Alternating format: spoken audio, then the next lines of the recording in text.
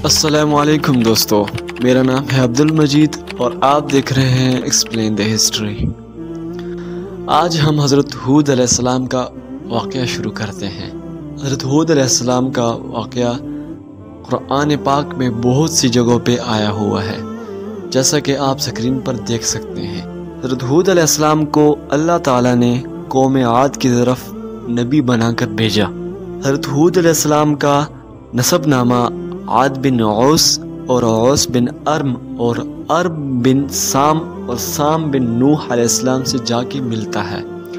عادی عاد کی اولاد کو کہتے ہیں۔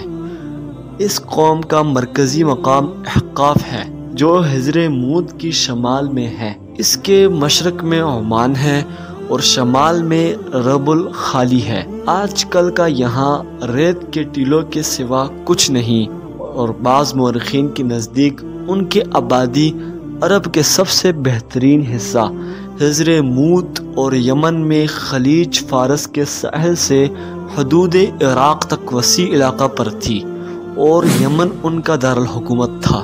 قوم عاد جو تھی وہ بڑی زور آور اور بڑے بڑے قد و قامت اور قوت جسمانی میں لاثانی تھی۔ اسی غرور تکبر میں خدا وحدہ لا شریک کو چھوڑ کر شیطانی پیروی میں اپنے ہاتھوں کے بنائے ہوئے بتوں کو اپنی مرضی کے مطابق پوج رہے تھے۔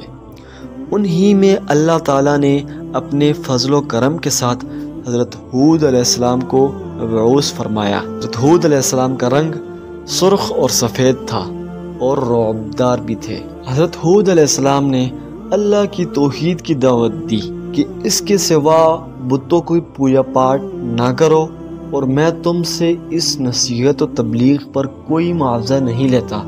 اس تبلیغ پر مجھے میرا رب ثواب دے گا۔ حدیث شریف میں ہے کہ جو کوئی استغفار کو لازم پکڑے، اللہ تعالیٰ اسے ہر مشکل سے نجات دیتا ہے، ہر تنگی سے کشادگی عطا فرماتا ہے، اور روزی ایسی جگہ سے پہنچاتا ہے جو خود اس کے خواب و خیال میں بھی نہ ہو۔ قوم کو حضرت ہود علیہ السلام نے ہر طرح سمجھایا، مگر انہوں نے کوئی بات بھی نہیں مانی۔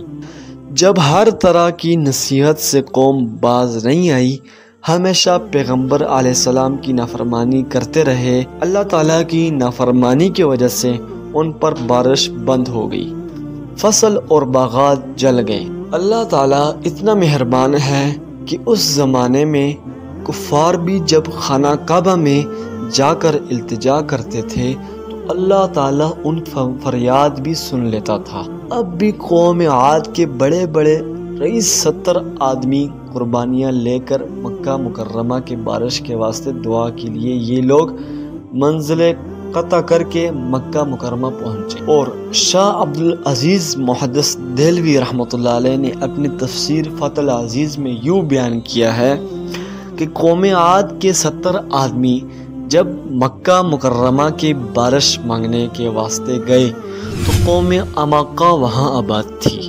اس وقت مرثد کی قوم غالب تھی۔ جب یہ عادی وہاں پہنچے اور اپنا مطلب بیان کیا تو مرثد نے کہا کہ یہاں کے دعا تم کو فائدہ نہیں دے گی، تم اس پیغمبر یعنی ہود علیہ السلام کی بات مانو اور اس کی تابعداری کرو اور دین حق کو مانو تاکہ یہ بلا تم سے ہٹ جائے۔ عادیوں نے کہا ہم اگر بغیر اپنے مطلب واپس جائیں گے تو ہماری قوم ہم کو ذلیل و خفیف کرے گی، اب یہ کام جس طرح سے ہو یہاں سے ہو جائے۔ پھر مرثد ہی سے تدبیر پوچھی کہ تم ہی کوئی ایسا طریقہ بتاؤ کہ ہمارا کام ہو جائے۔ مرثد نے کہا پھر تم ننگے سر اور ننگے پاؤں حاجیوں کی شکل بنا کر صفا پر دعا مانگو کہ ہود علیہ السلام کے خدا اگر ہود علیہ السلام اس بات میں سچے ہیں کہ تیرے پیغمبر ہیں تو ہم کو پانی دے۔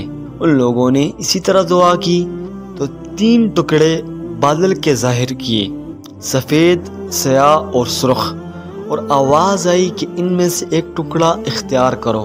چونکہ سیاہ بادل میں عموماً بارش ہوتی ہے، اس لیے انہوں نے سیاہ ٹکڑا اختیار کیا۔ سرخ اور سفید بادل غائب ہو گئے اور قحط کے ان پر پورے 3 سال گزر چکے تھے۔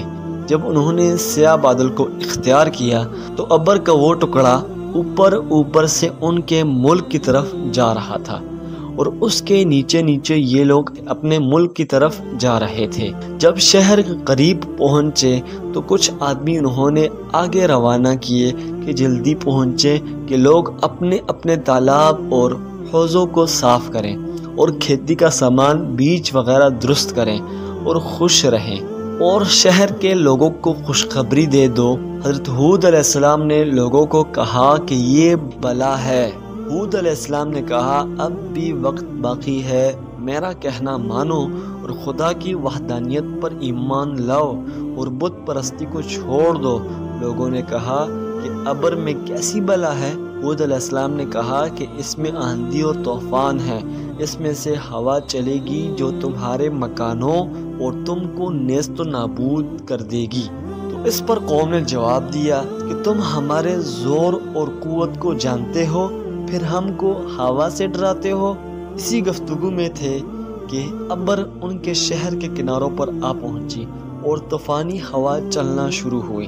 حق تعالیٰ نے اس باد عقیم کو چوتھے طبقے زمین سے ایک بیل کی ناک کے برابر چھوڑا تھا جو قوم عاد پر مسلط کر دی تھی۔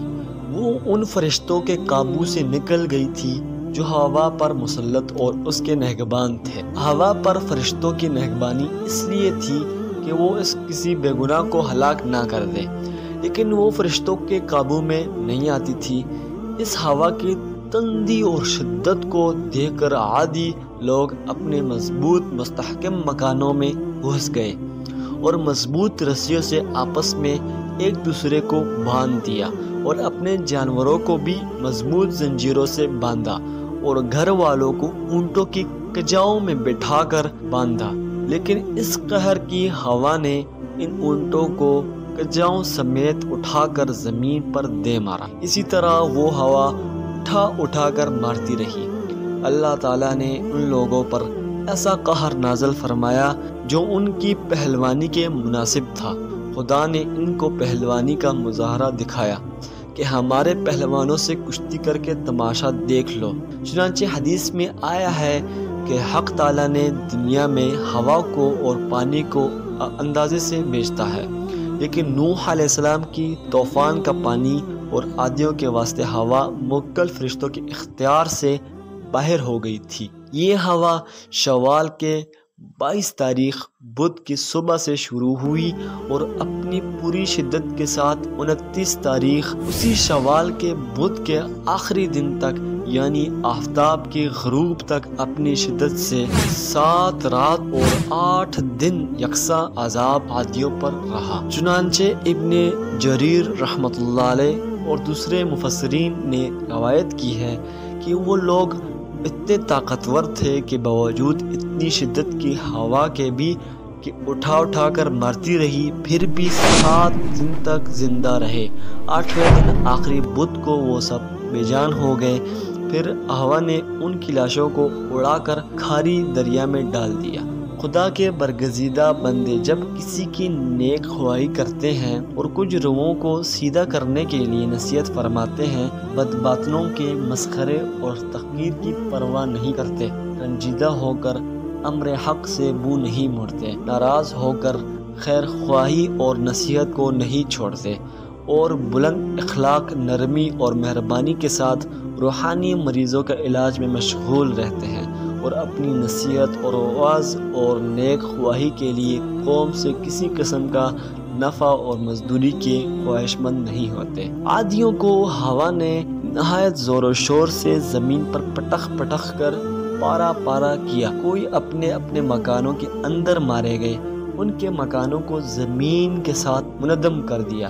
جب ہود علیہ السلام نے جو دائرہ کھینچا تھا اس میں اندر جب ہوا آتی تو سلامتی والی بنتی، جب اس سے باہر جاتی تو عذاب والی بن جاتی، اور مسلمان حضرت ہود علیہ السلام کے ساتھ سلامتی سے باہر آئے اور اپنے رہنے کے واسطے مکانات بنائے۔ جب حضرت ہود علیہ السلام کی عمر مبارک 464 سال ہو گئی تو دار فانی سے رحلت پذیر ہوئے۔ وادی برہوت کے قریب حضر موت کے مشرقی حصہ شہر تریم سے قریب آپ کا مزار ہے۔ اسی کے ساتھ واقعہ ختم ہوتا ہے. ملتے ہیں اگلی ویڈیو میں. اللہ حافظ.